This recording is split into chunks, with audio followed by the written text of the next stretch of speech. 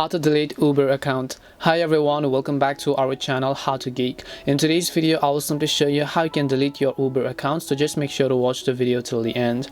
In order to delete our Uber account, first of all just launch the Uber application, then tap on the three lines icon from the very top left hand side of the screen. Once you tap on the three lines icon, from the bottom you'll find the menu option that says settings. All you have to do is just tap and go to settings option. As you come to the settings option over here, you'll find the option called privacy. You might need to scroll down to find this option, so just look for the privacy application and the option called privacy. Once you find privacy, just tap on it.